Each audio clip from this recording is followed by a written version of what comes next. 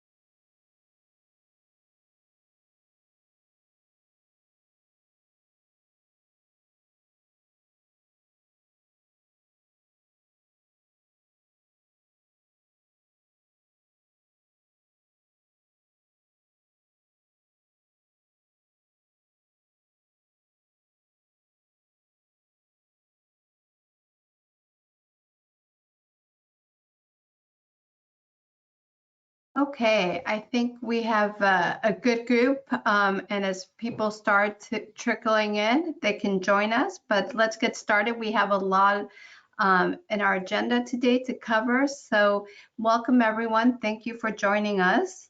My name is Luciana Svidler. I'm a senior policy attorney with Children's Law Center of California, and I will be emceeing today's AB 366 briefing. And this is a baby shower for expecting and parenting youth in care. A little housekeeping just before we get going. First, if for some reason your audio is not working, you can call in to the number listed on the slide. You can submit any question at any time. You can click on the question button. You will see it on your right side of your screen.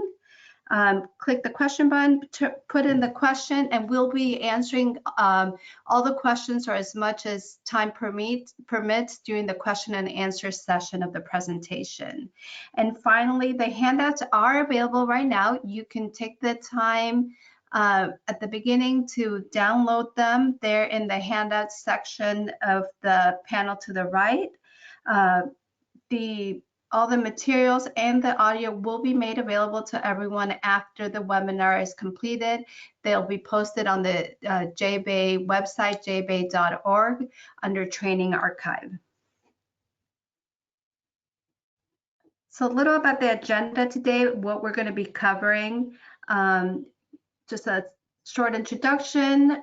We're going to be talking about why this bill is important. We're going to have some youth advocate speakers that you will be hearing from.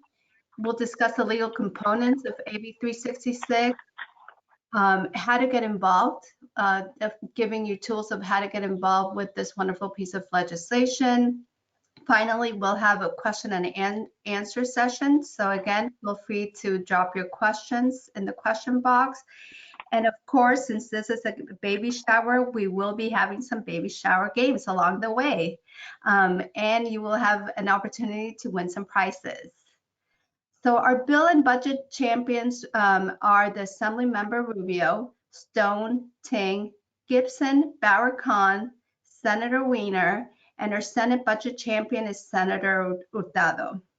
Our co-sponsors for the bill are the Alliance for Children's Rights, Black Women for Wellness, National Center for Youth Law, Children's Law Center of California, the California Association of Student Council, and John Byrne Advocates for Youth.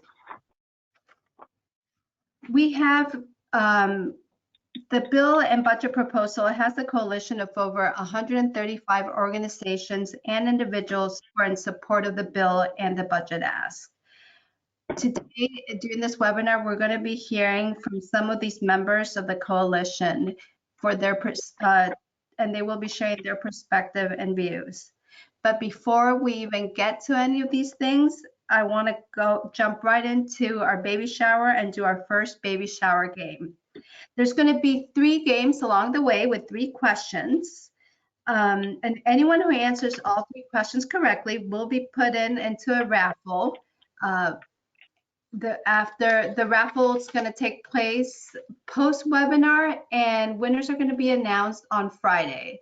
So take your time and read the questions and submit your answers. Let's do game number 1. Price is Right question. A newborn baby can go through 8 to 12 diapers per day.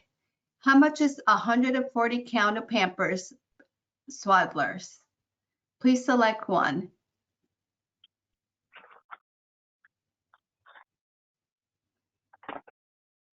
Giving you a little time to figure this out.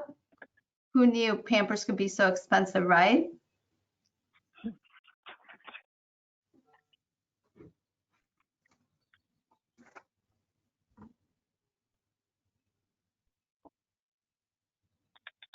Okay, hoping that everyone has their answers in. Give you a couple more seconds to put in your answers, and then we'll move right along.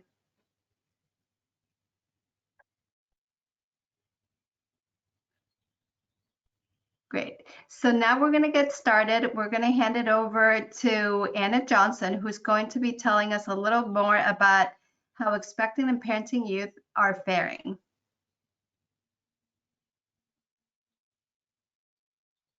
Good morning, everyone. Thank you so much, Luciana, and welcome everyone to today's webinar and baby shower. I'm going to present to you some financial, reproductive, and sexual health information that has informed the policy and budget proposal we are asking you to support today, Assembly Bill 366. So next slide, please. So we are in a pandemic, and earlier this year, John Burton Advocates for Youth surveyed nearly 600 foster and homeless youth, ages 18 to 24, to see how the pandemic was impacting them. And when compared to non-parents, parenting youth reported more severe housing impacts and less access to food. You'll hear more from Asia later today about the impact of the pandemic on her during her pregnancy. Next slide. Our coalition knows the importance of programs that help new parents care for their children. Data shows that the more supportive connections and mentors youth have, the better health and education outcomes they have as well. For young parents, connection and referrals to our programs can be critical to a healthy start. And Janelle will share more about this in her part of the presentation later. Okay, next slide. It is 2021, everyone, and we know costs have boomed from when we were children ourselves. The average cost to meet basic health and safety standards before childbirth is at least $2,000. That's before the baby even arrives, is born. So there are critical health reasons these items are purchased that intersect with a history of child welfare removal. So for example, co-sleeping is considered a safety risk and is a reason a child may be removed from a parent's care. So you need a crib, and you need that before the baby arrives. A new parent cannot leave the hospital without a car seat, so car seats have to be safely installed. And a new infant can go through up to 12 diapers a day, and that was our first Price is Right question. Less frequent changes of diapers, especially because you can't afford a diaper, that's no reason. And that can actually lead to health risks or infections, and that has led to babies being removed from a parent's care when all of this is preventable. So AB 366 is proposing we provide the necessary financial support our youth need up front rather than reacting after the baby has already been born and reacting in a more negative approach. So that's more costly and harmful. So that's something we do know. Next slide. We have known since 2014 and in follow-up studies that foster youth experience disparities in birthing outcomes compared to their peers in the general population. And 1 in 5 actually who are pregnant never receive prenatal care, and over 40% experience a stillbirth or miscarriage. And of the live births, many experience complicated pregnancy, which can be very costly both to the mother's health, the baby's health, and can even be deadly if not addressed and treated early. So we do know that there's a lot to be done on the health side. And I know in our attendance here, we have a lot of nurses, and in our coalition, we have First Five California, the Pediatric Association. We've got doctors supporting this ask because we know what hasn't been working. Next slide, please.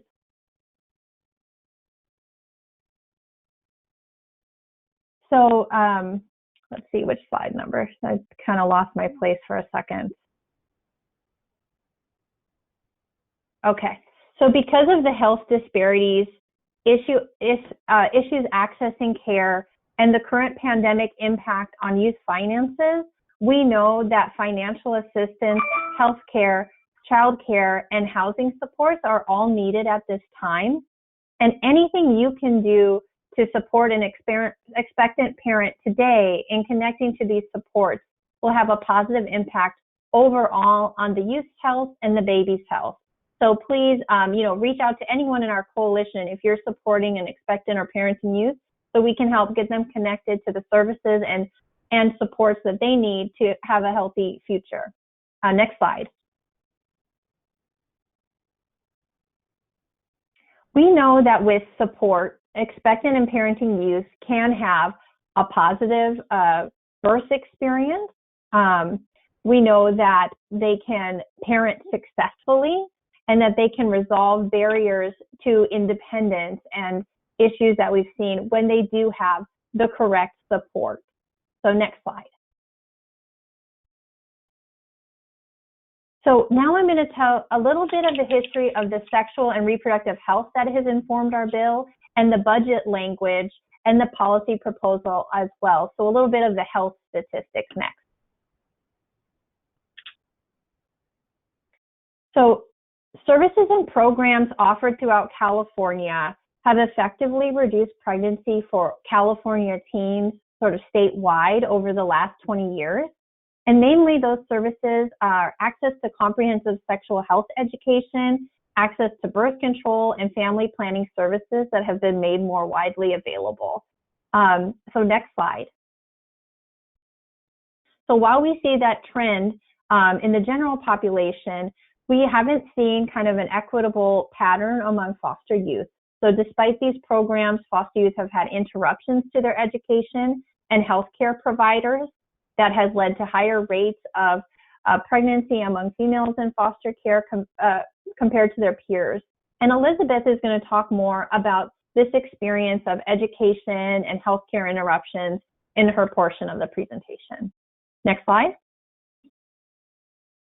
When surveyed, many youth described their pregnancies as some things that they weren't intending or planning at the time, and we know that. So we want to support youth with that education and planning services so that this can be something that, like their peers, they're supported with. Next slide. We also know youth in foster care have disproportionately higher rates of sexually transmitted infections, and a lot of that has to do with access to proper contraception and birth control. And Daniel will talk a little bit more about some of these aspects of our policy in their portion of the presentation later. Next slide. In summary, we know what assistance is needed now and have built those aspects into the policy proposal, and Sabrina will walk you through each component of the bill later in today's presentation. Next slide. Finally, we know there are disparities related to who has even entered the foster care system in general, and some overrepresentation of youth of color and LGBTQ youth in our foster care population. And our bill does touch upon that related to reproductive and sexual health outcomes. And it's also important that we resource their needs because of these disparities we've historically seen, so we don't continue to replicate that disparity. Next slide. It's important from a racial justice standpoint to improve access to education, healthcare, and quality services for youth in care who are overrepresented in foster care, compared to California's general population. And that is why in our large coalition, you see a lot of racial justice organizations supporting this bill. Next slide. And we also see overrepresented within the system due to discrimination, homophobia, and transphobia. And our bill aims to provide important information about LGBTQ foster youth without further stigmatizing them. And with that, I will turn it back to the group. Thank you all for listening to all of this background of why this bill is so important.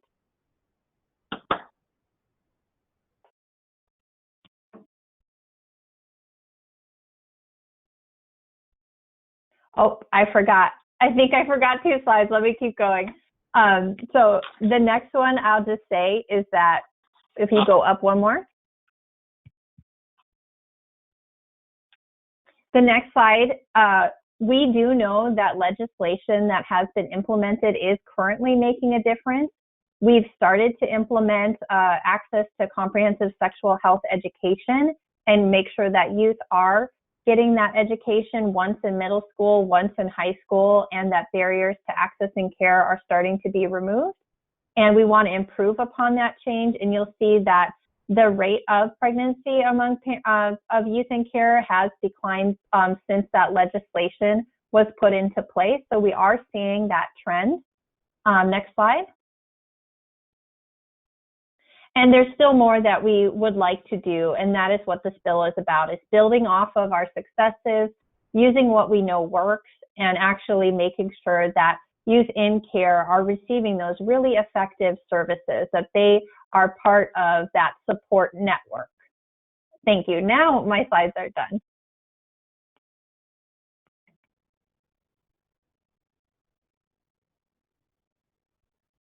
Great. So next on our presenter list is Ajanique Dunlap, who is with John Burton Advocates for Youth, a youth advocate. And Asia is going to tell us about her experience as an expectant mother during the pandemic. So take it away, Asia.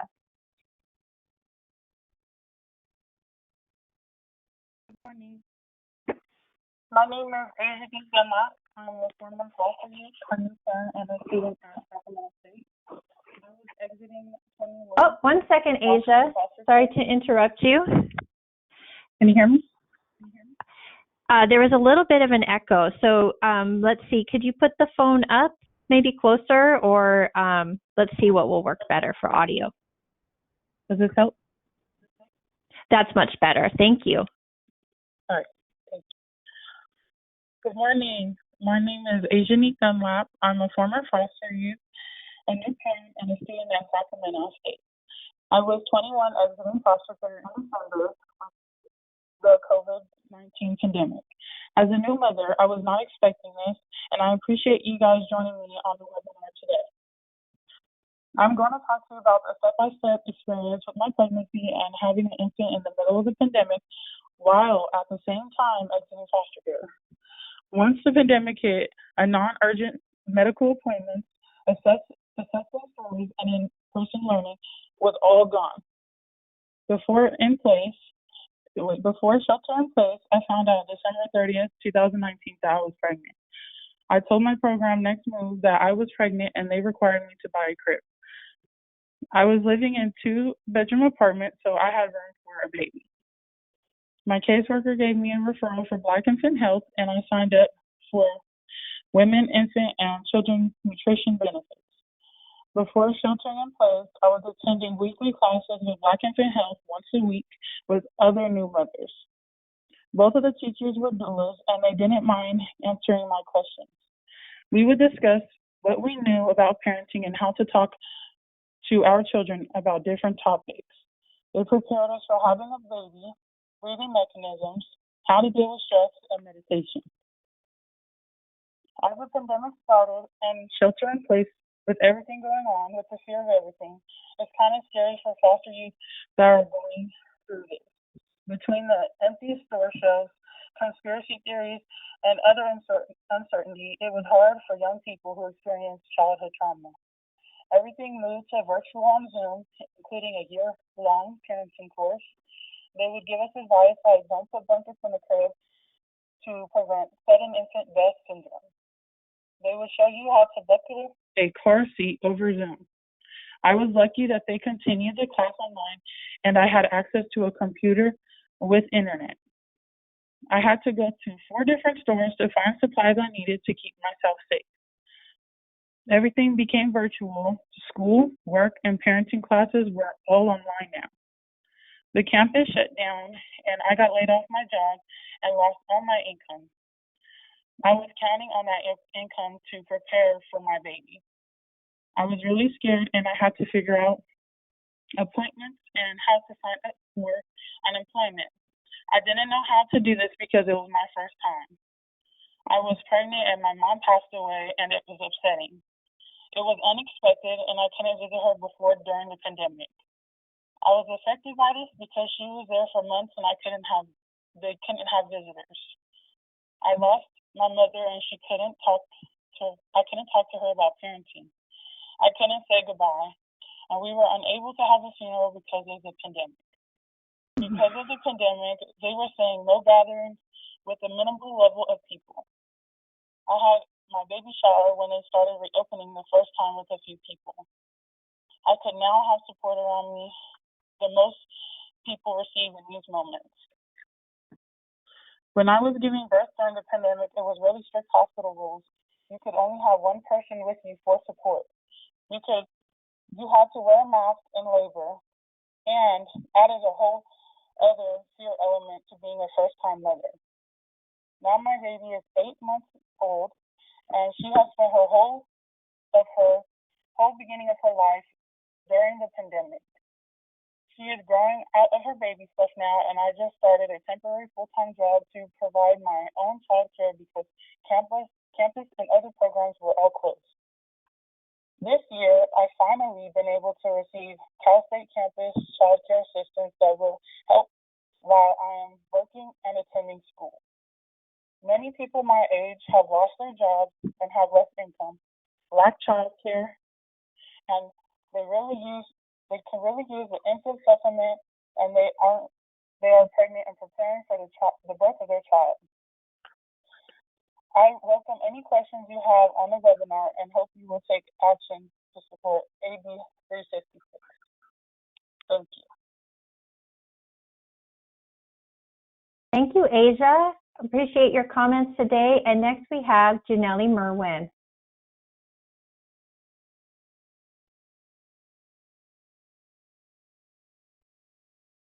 Hi, my name is Janelle Merwin. I was born and raised in Los Angeles, California. I have a bachelor's degree in human services. I entered the foster care system with my 1-month-old son at the age of 15, and raising my son in the system throughout the 5 years of his life was a dehumanizing experience. I was constantly stressed out, worrying how to meet my son's needs while trying to be the best parent I can possibly be. When I needed support, a foster care provider told me my child was not their problem and that I made my bed. I didn't feel supported. I was often left having to figure things out on my own while moving from placement to placement and navigating a system I did not know. Some things to share is to highlight the importance of support systems and collectively how we can support this vulnerable population. As the saying goes, it takes a village to raise children, and it is more true to children in foster care and teen parents. When I was in foster care, I was a part of a unique program that was called PPT conferences, now known as EPY, Expectant Parenting Youth Conferences, which is voluntary here in Los Angeles. I was actually one of the first parenting youth that piloted the program, and it has shown to be a success that supports teen parents in foster care.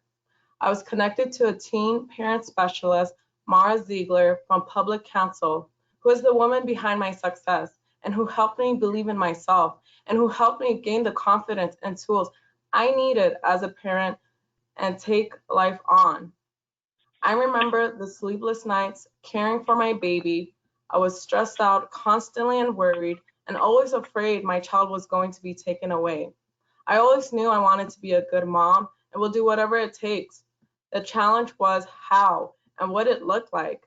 In these conferences, I was able to learn about my child's milestones, resources such as legal counsel, Medi-Cal, which was huge for me because that was my son's health and well-being, and fixing his Medi-Cal over again because I always had to explain to caseworkers that my child is not a part of the foster care system and that I was.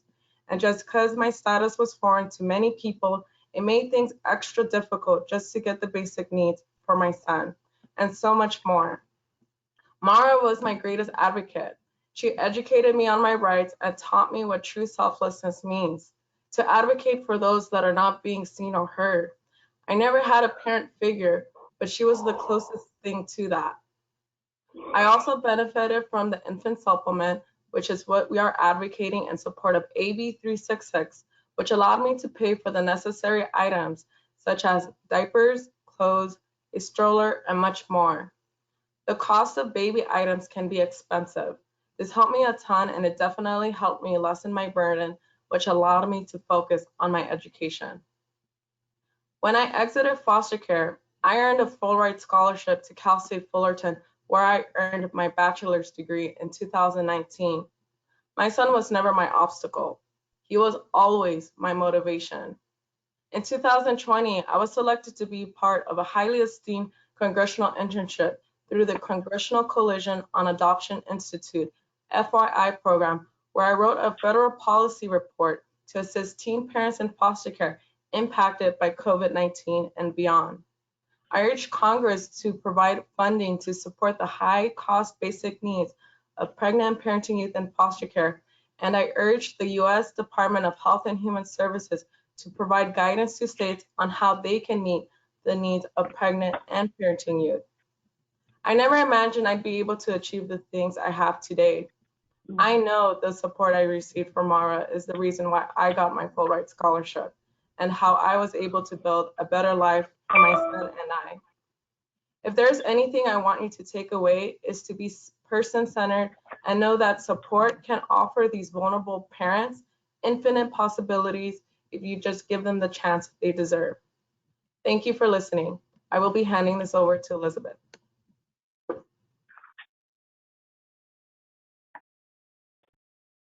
Hi, can you guys hear me okay? Yes. Hi, Elizabeth. Hi, I just want to start off by acknowledging Asianique and Junelli. I think you guys are so inspirational, and we're really lucky to have your valuable insight. I have Ezra and Elliot here with me today. So I was 15 years old when I entered the foster care system. Nobody talked to me about sexual health before care, and nobody talked to me about it during care. I remember experiencing my period for the first time in 5th grade, bleeding through my pants, being sent to the nurse's office, and being gifted with a complimentary pad that I didn't know how to use.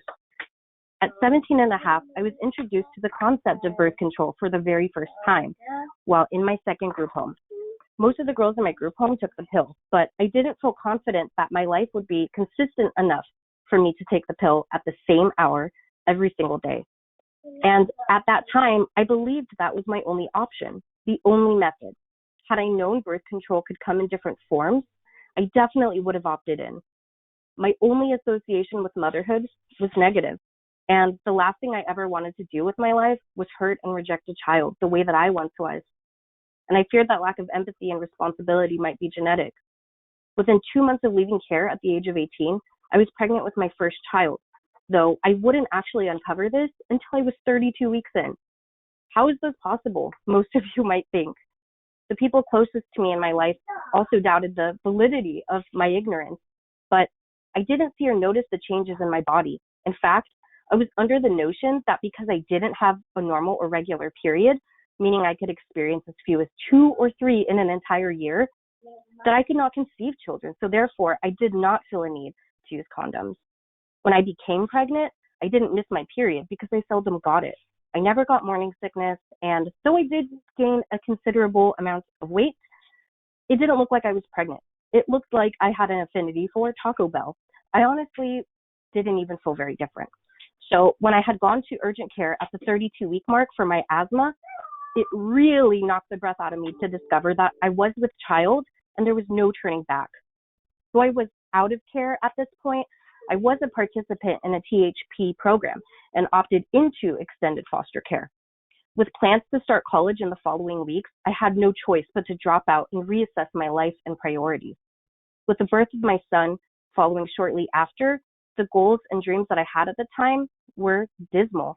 I was scrambling to gather supplies like diapers, wipes, formula, a crib, and I was so scared that I wouldn't be able to provide everything that he needed because I didn't have a steady income, I didn't have a car, and I didn't have the insight that I do now.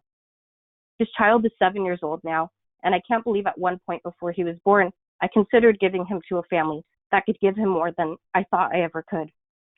Though he is far stronger and more resilient than I could ever be, we struggled for most of those 7 years. We skipped meals, we slept in cars, and couch surfed on several occasions. He definitely experienced some developmental delays in his early years because I was still improvising my part and my role in his life. Had we had ample support and funding, I'd like to imagine there was a reality where my child didn't suffer because I didn't have people that loved and cared for me the way I love and care for him. I wholeheartedly believe that AB 366 will better prepare and support expectant young parents and will help deter those who are not ready in the same way that I was not ready. Being a mother to my now 2 children has been the ultimate gift and privilege. If I could change anything about this journey, it would be that my children didn't have to suffer in the process of me growing up. Thank you.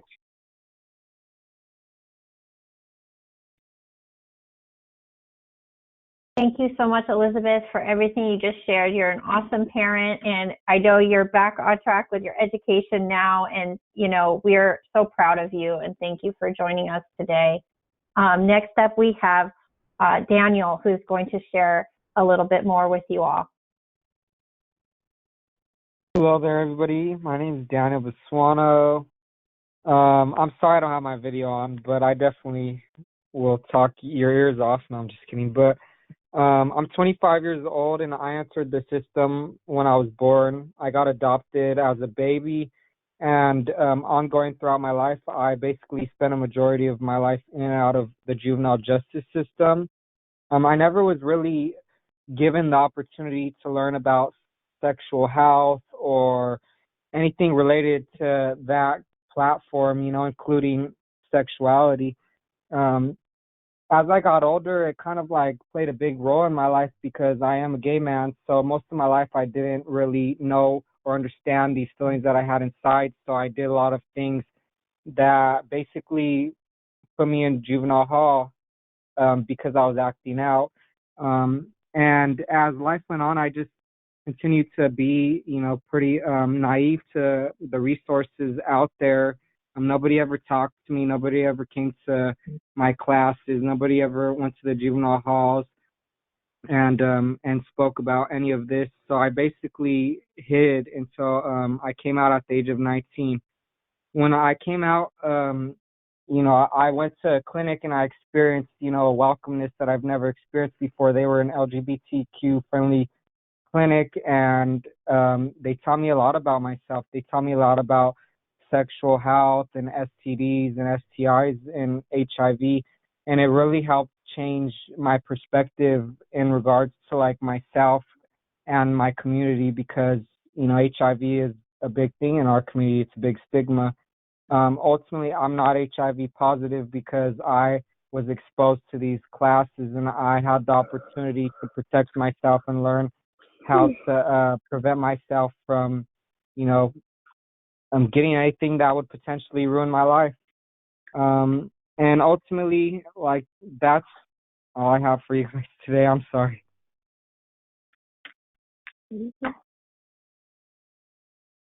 Thank you, Daniel. Thanks for sharing. And I just want to read a few things from the chat that came up as presenters were talking. So, you know, thank you. Everyone is being thanked for sharing their stories. If you all have questions for any of the presenters about anything they shared, feel free to type them in and we'll have them come back on during the question and answer session. So I'll read those out, but it just says, congratulations, Janelle. Wow, on your graduation. Good work. Thank you, Asianique, for sharing your story. We've got some chats that say, Elizabeth, thanks for all you're doing, and thanks for sharing. And Daniel, we're so glad you found a clinic that supported you. And so thank you everyone for your encouragement in the chat, and thank you to our presenters. So next up, we'll continue with our agenda. So we're gonna, thank you, Anna. This is Luciana, where I believe we're gonna do one game before we go on to Sabrina. Do we have time for one more game? Yeah, we'll do the next poll. Awesome. So one more question. Remember, there's 3 questions. If you get them all right, your name goes on a raffle, and by Friday, we'll know who the winners are. So the next question is, 8 to 10 baby bottles are recommended for feeding a newborn. How much does the Tommy TP anti-colic set cost? $20, $30, $40, or $50?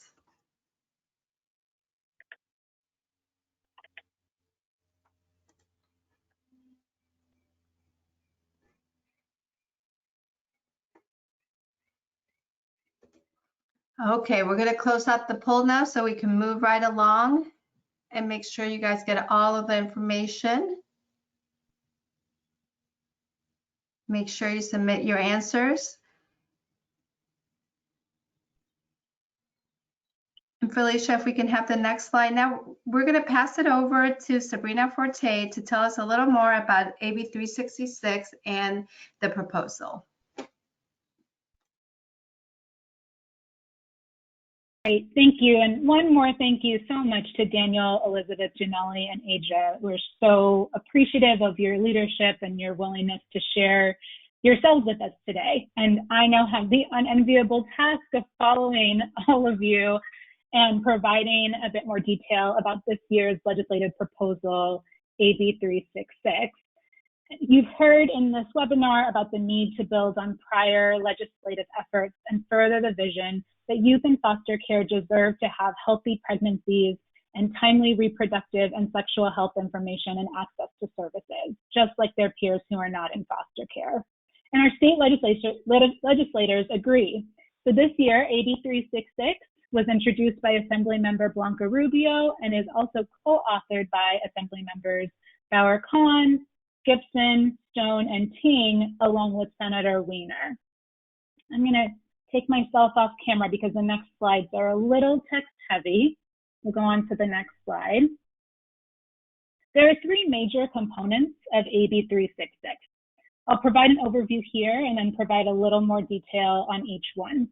The 3 components are, 1, extending the infant supplement that already exists for parenting youth so that it begins in the 3 months prior to the baby's birth, allowing expectant youth to prepare for their baby's arrival. 2, adding information to the court report to confirm that all eligible youth in foster care have received comprehensive sexual health education and information about their rights.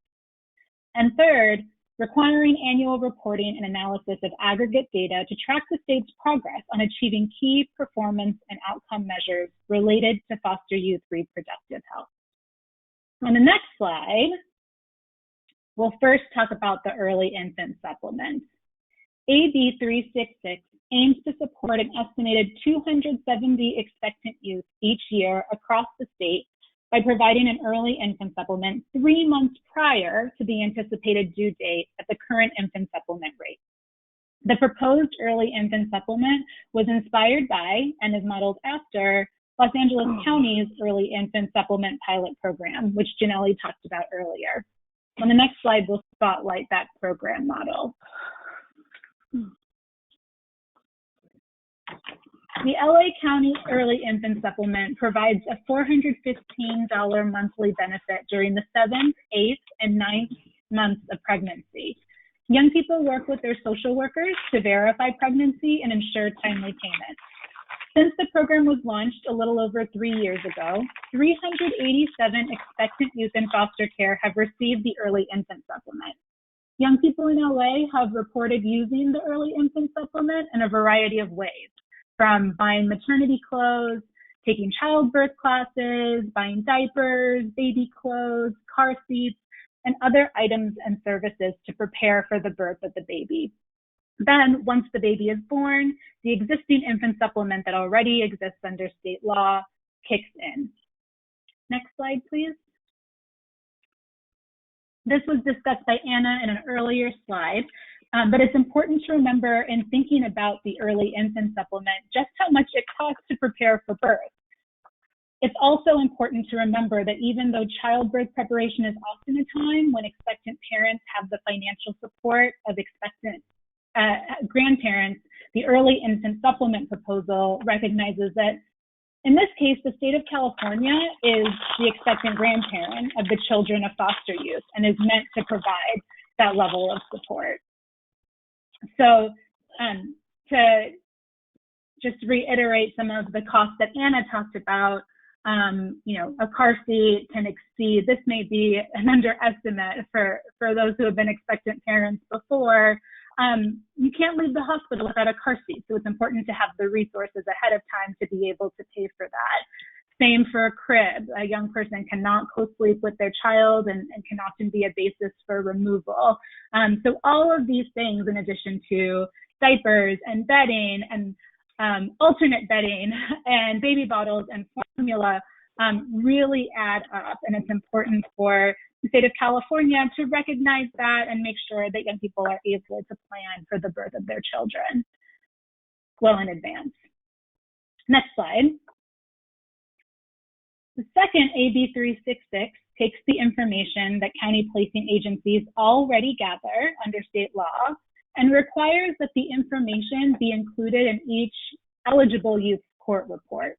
Again, this builds on existing policy. So the Department of Social Services has issued extensive guidance for caseworkers to ensure provision of comprehensive sexual health education and rights information to young people in foster care.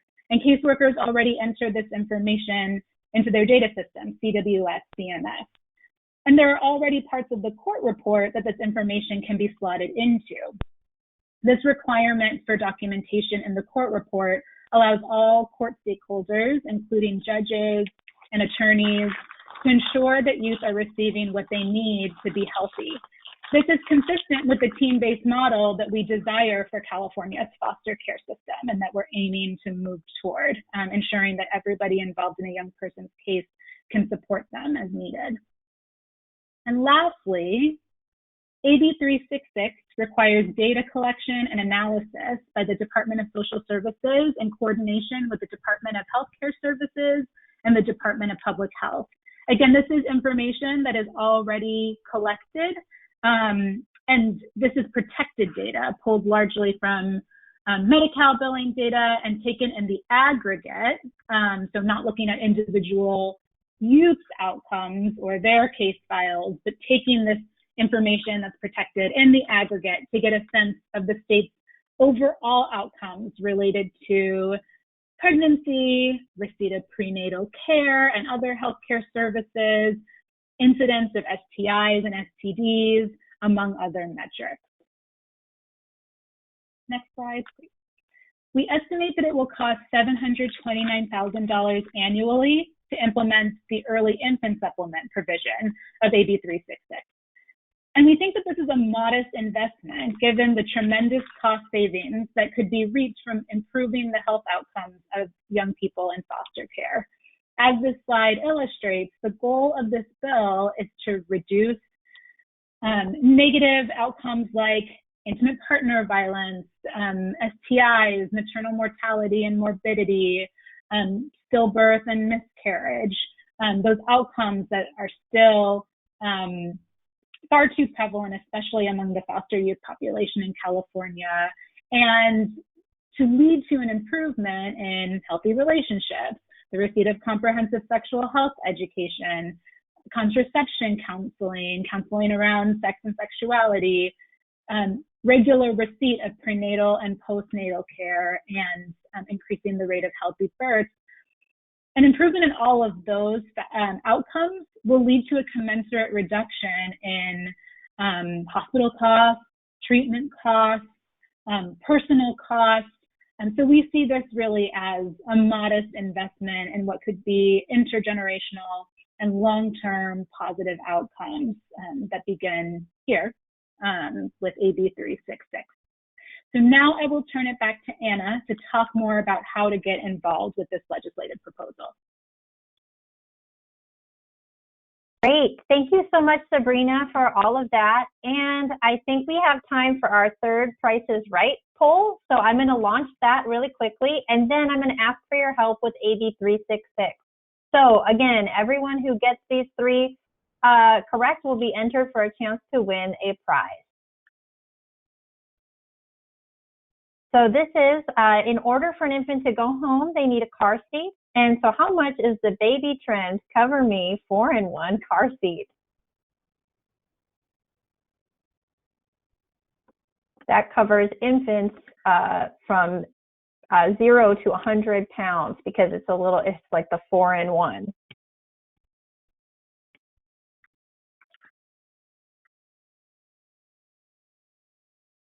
Almost everybody has their vote in. So for final people voting, a couple more seconds to make your best guess.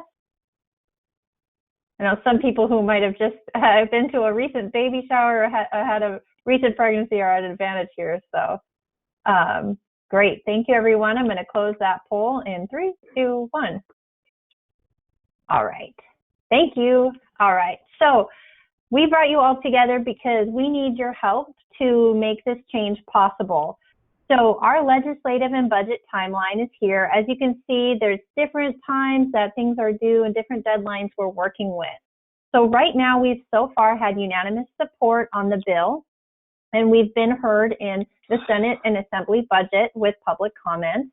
So next up, we're going to Assembly Appropriations, and the deadline for that is May 21st to pass through Assembly Appropriations Committee. And for the March budget, the governor is about to release the May revise, and we hope to either see this item included in May revise, or we'll ask the legislature to include it in the legislative budget after May revision. So we're hoping that you can help us make that a reality. So next slide, please. So there's two things. If you could do these things today or by the end of this week, we have a support letter. This link here is you sign, add your organization logo, or as an individual, you can submit a letter of support and share it with us, and we'll submit it to the Assembly Appropriations Committee to show your support. That is included in the handouts portion of the control panel, so you can either use the link from the slides, or you can download the handout and just use the template directly. The other is a link, and maybe Felicia can drop that in the chat, is for the budget letter to sign on requesting that funding that Sabrina talked about, that the governor included in the final budget and the legislature support this in the final budget so that we can do that prenatal benefit. Great. So if you can all take a moment to make sure you have the handout and take a moment this week to submit your support, it will really help our young people across the whole state. I'm hearing a little bit of background noise, so let me try and figure that out. If somebody can mute themselves, there's a little bit of background noise. Thank you. Okay, so next slide, please. The other thing that's really important is to let legislators know that this is a priority for us, that our youth need our help, especially with the pandemic responses we received in our survey. The Hanging On by a Thread report is in the handout section, and we need our Senate Pro Tem, Senator Tony Atkins, Senator Nancy Skinner, Assembly Speaker Anthony Rendon, and Assembly Budget Chair Phil Ting to know that our foster youth need this support, that their babies need this support, and that we believe that this is the right thing to do. So if you can take a moment between now and May 15th to make a phone call and just say, hi, my name is, and I'd like you to support AB 366 and the companion budget. Everyone that does that, it counts as one yes in support of our bill, and it really makes a difference in whether or not this becomes law. So I would appreciate everyone who can make a phone call on behalf of our young people today. Next slide, please. All right, so that's how you can help us get AB 366 passed and become law. That way we can do this prenatal support and other items that Sabrina talked about as part of our work together supporting young people. And now we do have some questions in the chat. So I will be teeing people up to kind of answer some of those. So one question was for Daniel. Daniel, are you still there? Yes, I'm right here. Great. So Daniel, one of the questions from Megan was, would you mind sharing the name of the LGBT-friendly clinic that you went to, or telling a little bit more about that? Of course, yeah. Sorry, I got a little tongue twisted earlier, so I had to end it early. But it's actually Children's Hospital Los Angeles, but it's an off branch of it, and it's down the street. I could like type the address in the message, but it's Children's Hospital, and it's above the City Bank, and that's basically where I originally went. And I went there, funny, to get Pride tickets. It was my first Pride. They were doing free testing, and that's how like I learned that they are LGBTQ friendly. So I transferred my doctor there, and I was there until I was 24 because they only go up to 24. But they taught me so much. They have workshops like, G-Spot, which basically talks about, sexual and reproductive health and STDs, specifically in the LGBTQ community. But also the Youth LGBT Center, that place I learned a lot about sexual health and sexuality in general as well. Great. Thank you, Daniel, for sharing that. And everyone who's on the call, in a few minutes before we end, we have one more game for you all where there's another chance to win a prize. So please hang in there for the question and answer session since there's one more baby shower game. The next question, Janelle, you mentioned that you're part of the Congressional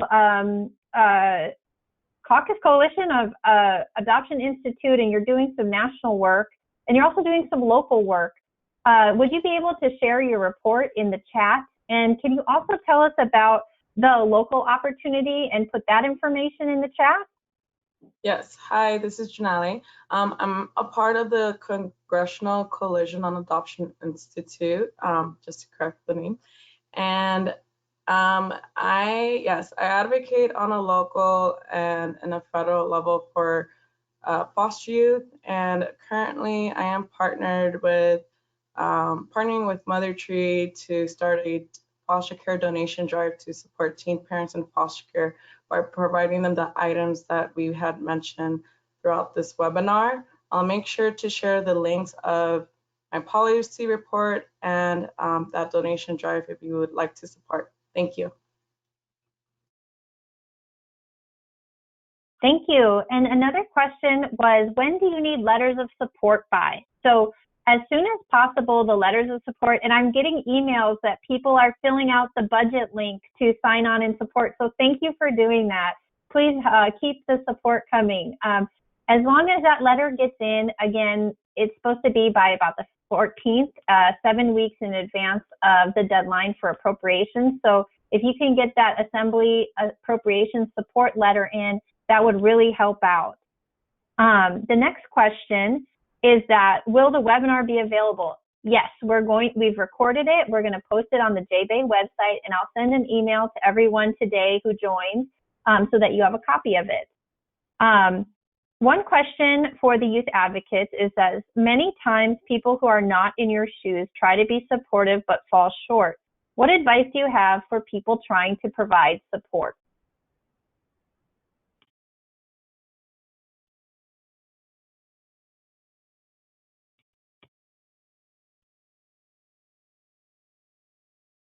I don't know, does Asia or Janelle or Elizabeth, would one of you want to answer that question?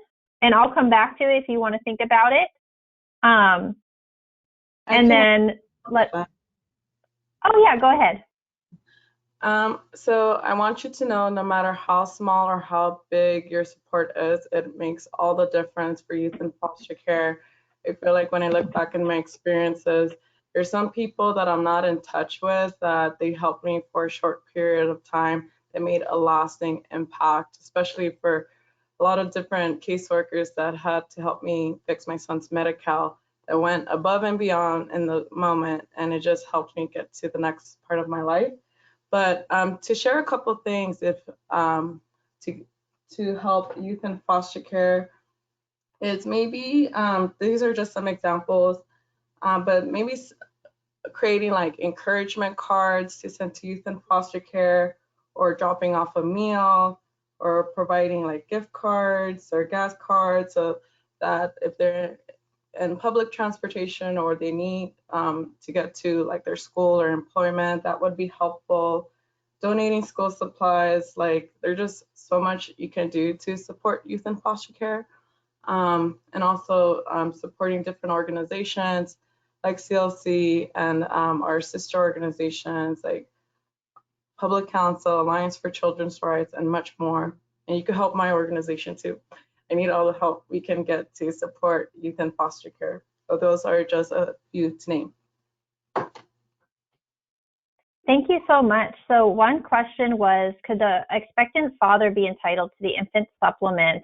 And the answer is yes. The current infant supplement, which starts when the baby is born, is for both whoever the parent in care is, because if they're providing care for their child, that is the intention. So if the father is the custodial parent or parenting half time, still needs to set up a crib, still needs to have the nutrition items. And so that prenatal benefit would go to them so they can prepare to support their child. So it is for those folks. For LA right now, it's just for expectant mothers, but for our statewide program, that's the policy that we would be extending the infant supplement. So that's how that would work. The next thing is that, let's see, the next question here was, did anyone have a CASA? So I know some people already texted me, the response was no, but did any of our advocates have a CASA?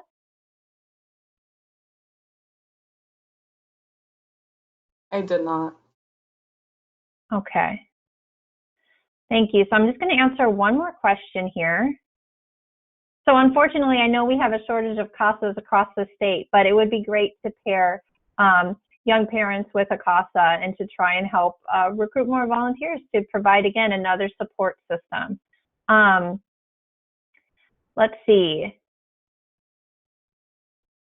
And I think, so one question was about the infant metrics and how the baby is doing when they're born. And that's the data part of our bill that Sabrina mentioned. So we do have requests in the bill. The proposal includes an annual data report using certain health measures that are de-identified data to be able to see how are we doing as far as birth weight and certain checks and certain supports that are needed. So that data report will help us understand how are we doing as a state supporting our youth and their families, and where can we kind of add additional support with removing barriers to care. All right. So thank you so much. Feel free to keep adding chats, and thank you for adding your names to the budget sign-on link. It's coming through, and my email is starting to go ding, ding, ding. So thank you for your support. It really helps us keep sending that. And if we can go to our final baby shower game, this is how you can win. One more way to win today is a fun challenge that we've put together for you. So I'm going to pull it up, or I guess I'm not the presenter here. So Felicia, I don't know if you can pull it up on your screen. So this baby shower challenge, if you finish this by the end of the day today, we'll look at the answers tomorrow. And anyone who gets all of the answers correct will be entered to win in a raffle for a gift card. And winners will be announced on Friday. So the game is that there are pictures of all of our, most of our panelists from childhood. And what you'll do is choose who is that panelist or supporter of the bill from our coalition. So we have 7 coalition members who have shown us their very cute baby photos. And what you do is you fill out the form. We'll need to know your name and phone number if you win, so we can send you your gift card. But you just choose and guess who is each panelist And when you download in the handout slide, all of our adult pictures are in the slide deck. So you can see that in the webinar slide deck. And then you can try and match and do your best to guess who's who among our AB 366 coalition partners. So I hope you all have fun with that game and that challenge. And I appreciate all that you do to support Expectant and Parenting Youth in Care, and to support all foster youth with comprehensive sexual health education, access to healthy sexual and reproductive care and support. And as Daniel mentioned, gender affirming care and LGBTQ affirming care. And as Asia mentioned, with the Black Infant Health Program and other supports that support based on racial identity, based on our disparities that we've seen, these things can make such a difference in the lives of our young people and keep them on their goals, as Janelle and Elizabeth mentioned in their talking points. So I appreciate you all, and I hope you enjoy the rest of the day, and thank you for your support of AB 366 and our youth. So we'll see you all soon, and have fun with the challenge.